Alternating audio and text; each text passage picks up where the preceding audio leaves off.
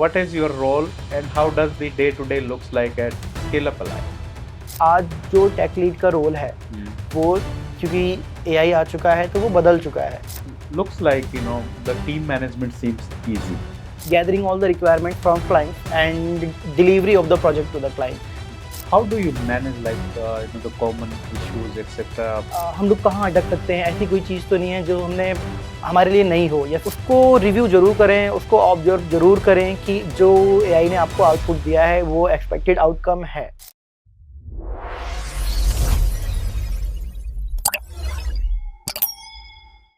Welcome back to another episode of Techie Talks with Kuldeep. I'm your host Kuldeep Singh. Today we are excited to have Mr. Vikram Singh. Vikram is the technical lead at Scale Up Ally. Let's hear more directly from him. Vikram, welcome to the show. Thanks, Kuldeep. So Vikram, before we start our conversation, could you share what is your role and how does the day-to-day looks like at Scale Up Ally? Yes, Kuldeep. मेरा जो role है scale up LI में वो एक technical lead का है. Technical lead के लोगों को लगता है कि ये शायद डेवलपमेंट करते होंगे या फिर टेक्निकल चीज़ों को संभालते होंगे, बट ऐसा नहीं है. टेक्निकल लीड का जो रोल होता है वो बियॉन्ड द डेवलपमेंट और मैनेजिंग द थिंग्स होता है. हमारी बहुत सारी रिस्पॉन्सिबिलिटी होती है. एक क्लाइंट को उसकी रिक्वायरमेंट को समझना बहुत ही सिंपल लैंग्वेज में और उसको फिर एक टेक्निकल टीम को पास करना और फिर उसको एक बेहतर प्रोडक्ट में बना के क्लाइंट को डिलीवर करना, ये पूरी रिस्पॉन्सिबिलिटी होती है. इसमें स्टार्टिंग जो हमारी होती है वो हम लोग क्लाइंट की रिक्वायरमेंट की गैदरिंग से होती है और उसके बाद हम लोग उस रिक्वायरमेंट को एक सिंपल लैंग्वेज में सबसे पहले तोड़ते हैं ताकि उसको डिवाइड किया जाए उनके सारे टास्क को वन बाय वन, और फिर उसके बाद हम सारी चीज़ों को डिस्कस करते हैं टीम के साथ और फिर उसको फाइनल करते हैं क्लाइंट के साथ, और ताकि जो क्लाइंट का विजन है अपने प्रोडक्ट को लेके वो मैच हो सके हमारे जितने भी टेक्निकल टर्म्स हैं उनसे. और फिर इसके बाद हम स्टार्ट करते हैं अपना डेवलपमेंट का पार्ट और फिर उसमें सारी चीज़ें आती हैं. स्प्रिंट्स क्रिएट करना, डेली टू डेली मीटिंग्स करना, वीकली डेमोज करना, ये सारी चीज़ें उसमें फिर आती हैं. And after all these processes हम एक प्रोडक्ट को डिलीवर करते हैं. Okay.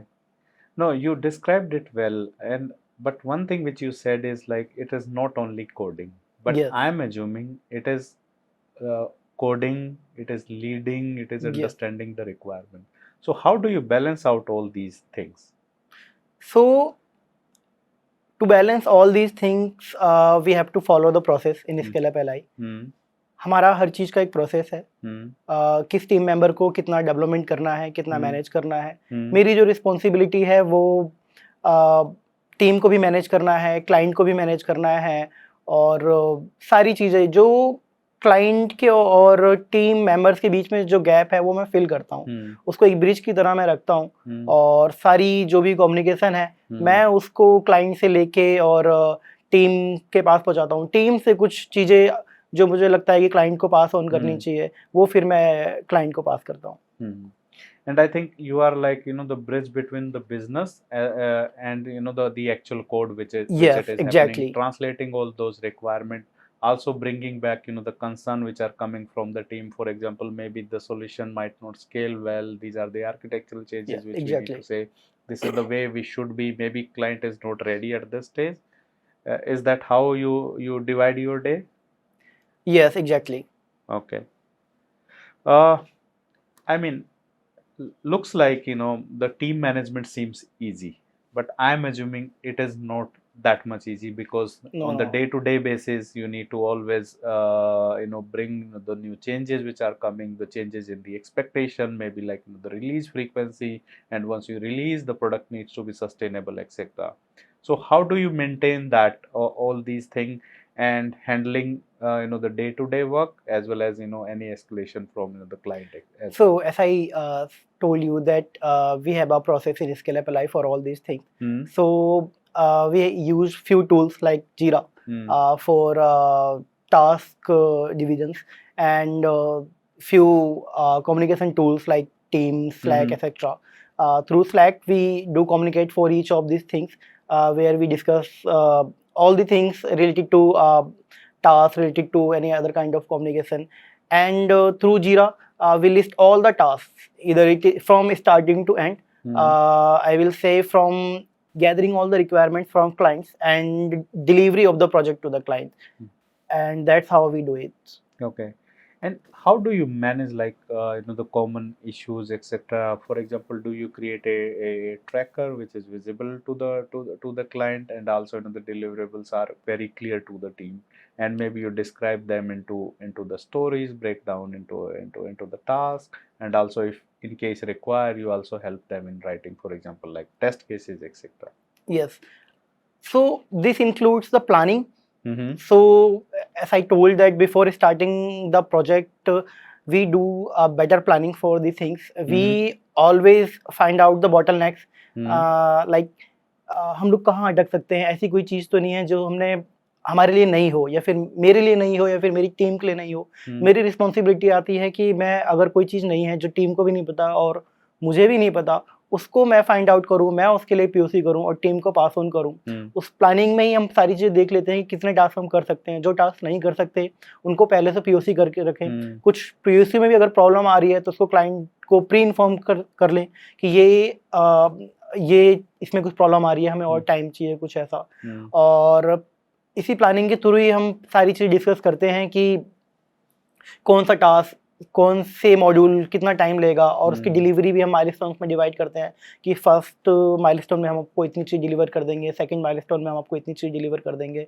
और सारी चीज़ें एक प्लानिंग के थ्रू होती है. हम जितना अच्छा प्लान कर पाते हैं, प्रोडक्ट की डिलीवरी उतनी बढ़िया हो पाती है. सो मैं एक ही चीज़ को क्रेडिट देना चाहूँगा यहाँ पे कि planning. Okay, so you are saying like you are able to break down those activity into the task, Yes. doing the dependency mapping, and in case like hey, we need to plan the release A, and this is where, for example, might be the team is getting stuck, and this is where like then you are jumping in and then solving the problem. Yes, exactly. And I think that's a good thing to build, because that's how you can build a great product. Yes. But once a great product is built, right, something is where you need to go ahead and deploy it, right? Yes. And for the deploy, once you deploy, it should be able to scale with the user need. How do you ensure those two things are in this place? is a very rare question that every client wants to know about it. जब भी किसी भी product को deploy किया जाता है server पे, तो हर कोई चाहता है कि मेरा प्रोडक्ट बहुत ही स्मूथ चले, उसकी वो बहुत ही फास्ट हो, वो लोगों को बहुत पसंद आए. और इसके लिए प्रोडक्ट का डिप्लॉय होने के बाद स्केलेबल होना टाइम टू टाइम बहुत ज़रूरी होता है. उसके लिए हम इंश्योर करते हैं कि हम जो ऑटो स्केलेबल टूल्स हैं, AWS के बहुत सारी सर्विसेज हैं, उनको हम यूज करते हैं, जिससे कि ऑटो स्केलिंग होती है. इनिशियल लेवल पे हम इसको मैनुअली रखते हैं, सो दैट को क्लाइंट का अगर कोई बहुत ही छोटा बिजनेस है, अभी जस्ट उसने स्टार्ट किया है, ताकि उसको एक्स्ट्रा कॉस्टिंग ना पड़े, उसके लिए हम उसे मैनुअल रखते हैं. हम उसको मैनुअली ही स्केल करते हैं. जो बड़े क्लाइंट्स होते हैं उनके लिए हम ऑटो स्केल कर देते हैं. जैसे जैसे उसको यूजर्स बढ़ते जाते हैं, 10,000, 1 लाख के बाद million, and after more users, और इस तरह ऑटो स्केलिंग होती रहती है, और सारा काम इसी तरह होता रहता है. इसके अलावा जो, क्योंकि स्केलिंग है कि अगर स्केलिंग में क्योंकि चीज़ें प्रोडक्शन है, उसको बहुत सारे लोग यूज कर रहे हैं, हो सकता है कि जो QA के थ्रू कुछ प्रोसेस रह जाए, उसमें जो रियल यूजर्स होते हैं उनके थ्रू हमें कुछ चीज़ें मिलती हैं. तो इसमें ऑब्जर्वेबिलिटी का भी बहुत बड़ा रोल है, जिसमें हम ऑब्जर्व कर लेते हैं. वो हर पूरे कोड में हमारे लॉग्स होते हैं, जिनको हम कुछ टूल्स के थ्रू ट्रैक करते हैं. इसमें AWS का क्लाउड वॉच है, ग्राफाना है, और भी बहुत सारे टूल्स हैं. और आज के टाइम पे बहुत सारे AI टूल्स भी आ गए हैं, जो आपको टाइम टू टाइम इस तरह के अलर्ट्स भी दे देते हैं कि ये कोई एक्टिविटी है जो कि बहुत ज़्यादा CPU को कंज्यूम कर रही है, और इससे आपका जो सिस्टम है वो डाउन हो सकता है, और विद इन फ्यू फ्रीक्वेंसी पे. और उसके थ्रू हमें बहुत सारी चीज़ें पता भी चल जाती हैं. तो इस तरीके से हम चीज़ों को स्केल करते हैं, उनको ऑब्जर्व करते हैं, और टाइम टू टाइम जो चीज़ें हैं उसमें फिक्स भी करते रहते हैं, और इस तरह से प्रोडक्ट रन करता रहता है. One thing which you added is the AI. Yes. I am also hearing this term quite a lot and very frequent nowadays. Do you also leverage AI? If yes, what are like the day-to-day looks like for the AI use cases? So in Scale Up LI, AI is a part of working. Okay. अभी Scale Up LI में कोई सा भी department हो, इधर teach HR department, sales और marketing department, या फिर हमारा खुद का क्लाउड डिपार्टमेंट हो, हम में से हर कोई AI का यूज कर रहा है। हम जो यूज करते हैं, जो डेवलपर्स हैं, वो कोडिंग टूल्स का यूज करते हैं, कोड रिव्यूज का यूज करते हैं, टेस्ट केसेस को क्रिएट करने के लिए AI टूल का यूज करते हैं। ऐसा टेक लीड मैं जो यूज करता हूँ वो, क्योंकि मेरा टेक लीड के अलावा थोड़ी चीज़ों को मैनेज करने का भी है, तो जो मेरा प्रोसेस है, क्योंकि हमें क्या होता है जब क्लाइंट के थ्रू हमें रिक्वायरमेंट मिलती है तो उसका एक डॉक्यूमेंट हम पूरा क्रिएट करते हैं, कितने टास्क हैं, कितने मॉड्यूल्स हैं, इन सारी चीज़ों को। फिर इसको हम, अभी मैनुअल वर्क होता था, हम सारी चीज़ें खुद क्रिएट करते थे, उसके थ्रू एक वर्क ब्रेकडाउन स्ट्रक्चर क्रिएट करते थे जिसमें सारी चीज़ें लिस्टेड होती थी। डेटाबेस क्रिएट करना है, डिप्लॉय करना है, इतने सारे मॉड्यूल्स को डेवलप करना है, वो सारी चीज़ें अभी हम उसको सारे AI के थ्रू करते हैं। जो काम मुझे मैनुअल 1 डे लगता था या फिर 2 डेज लगता था, अभी AI के थ्रू वो सिंपली विद इन 1 और 2 आवर्स के अंदर हो जाता है। लेकिन हाँ, यहाँ पे एक पॉइंट है कि जो भी हम AI टूल्स को यूज करें उसके ऊपर फुली डिपेंडेंट ना हो, उसको रिव्यू जरूर करें, उसको ऑब्जर्व जरूर करें कि जो AI ने आपको आउटपुट दिया है वो एक्सपेक्टेड आउटकम है, करेक्ट भी है कि नहीं है। यस। क्योंकि आप जितने भी AI टूल्स कुछ देखोगे, जैसे कि ChatGPT या फिर Gemini, उन सब के नीचे लिखा रहता है कि ये जो आप डेटा देख रहे हो ये करेक्ट नहीं है, आप खुद भी इसको मैच करो। तो जिन्होंने बनाया है वो लोग भी इसको अच्छे से जानते हैं, हम इसको यूज कर रहे हैं, तो हमें भी ये अच्छे से समझना चाहिए कि हम फुली डिपेंडेंट उसके ऊपर ना हो, उसको भी हम ऑब्जर्व करते रहें। So you are saying that we still need to have the human in the loop, yes, for any of course. approval, for any outcome, to verify any output which it has created. Yes. So now let's take the example. Maybe I am a similar size company as Scale Up Live, but I am very new to this company. What will be your advice for those teams? Should they start using AI? Should they stop? Should they don't use AI? And if yes, how should they take it from step 0? मैं जितने भी SMEs हैं उनके लिए यही कहूँगा कि AI तो पार्ट है। अभी वो चाहे किसी भी इंडस्ट्री में काम करते हो, not just for IT industry, वो किसी भी इंडस्ट्री में हो, वो AI को अडॉप्ट कर लें, जितनी जल्दी हो सके उतनी जल्दी अडॉप्ट कर लें। उसके छोटे छोटे टूल्स हैं उनको यूज करना चालू कर दें एटलीस्ट, क्योंकि आज AI की जो डेफिनेशन है वो डेफिनेटली कल चेंज हो सकती है, और हो सकता है कि वो 50% नहीं बल्कि 100% ही चेंज हो जाए। जैसा कि हमने कई बार सुना कि AI के थ्रू बात कर रहा है, वो कहीं कहीं अभी मैंने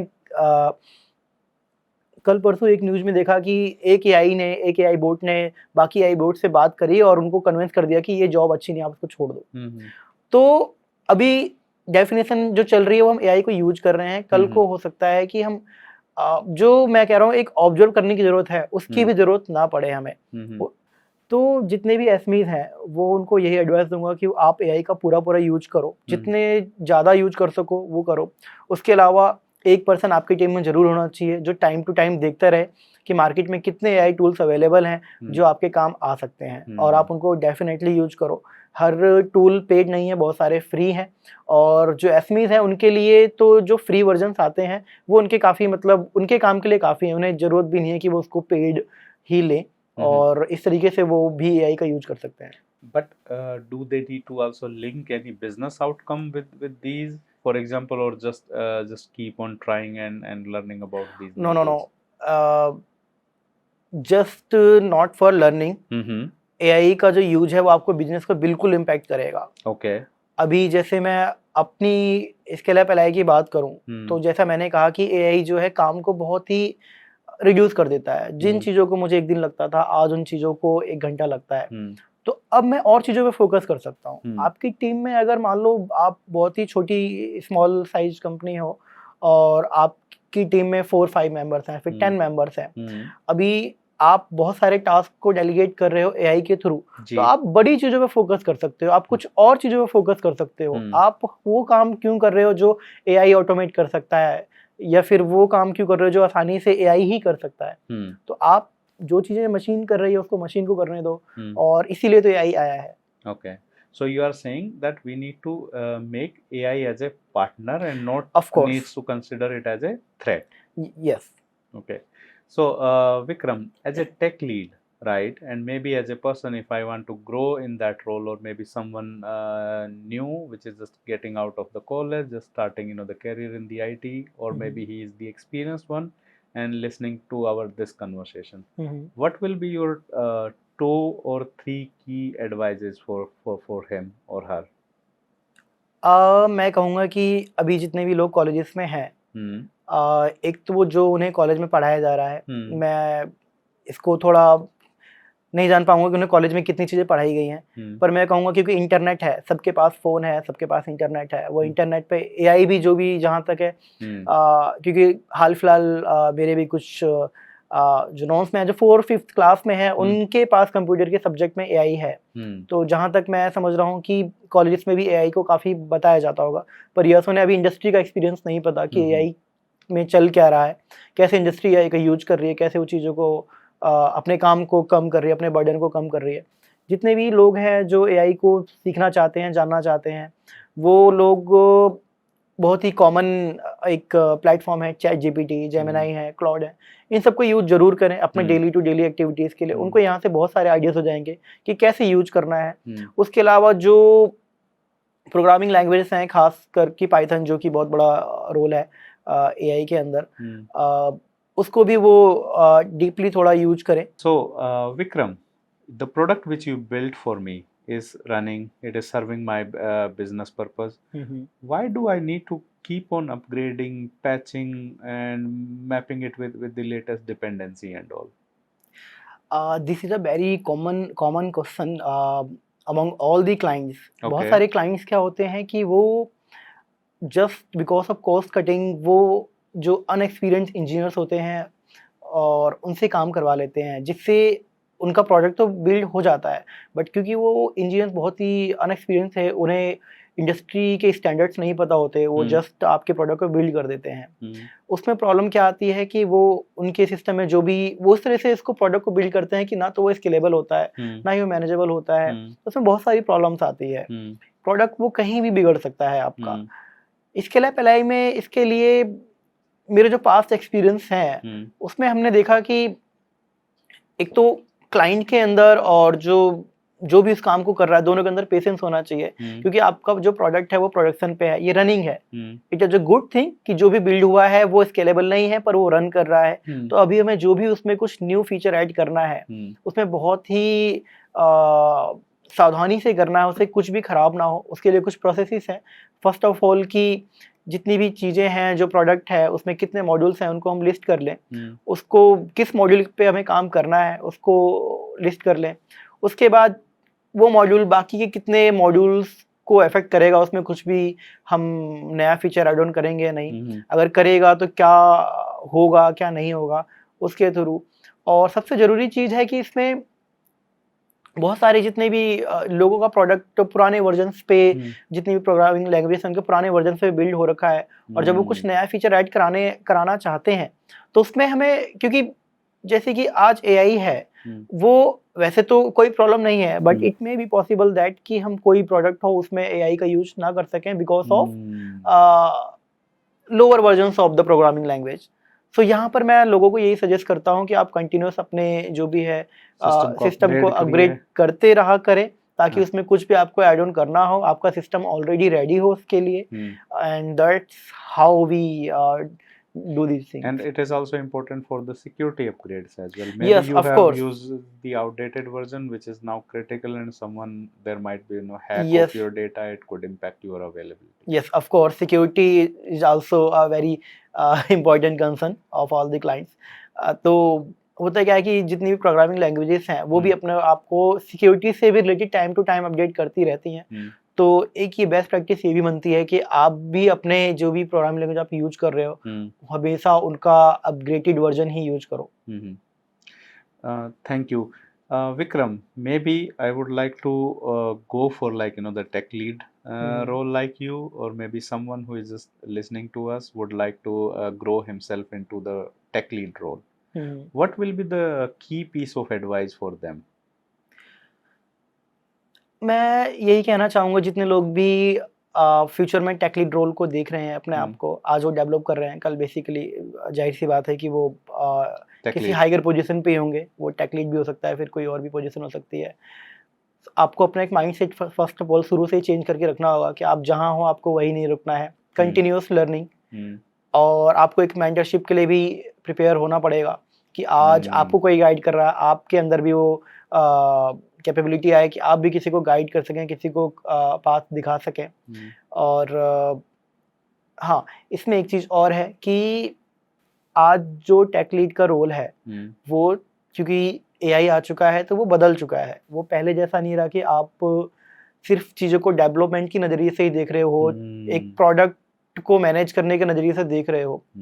आप अगर आने वाले टाइम पे अपने आप को ऐसा टेक लीड देख रहे हो तो आपको एआई को साथ लेके चलना पड़ेगा, आपको चीज़ें अपना बर्डन कम करना पड़ेगा। और इसके अलावा क्योंकि अब आपका जो काम था वो एक मशीन कर रही है, तो आप नई चीज़ों पे ध्यान दे सकते हो कि कैसे आप अपने सिस्टम को मोर सिक्योर कर सकते हो, आप उस पे फोकस कर लो।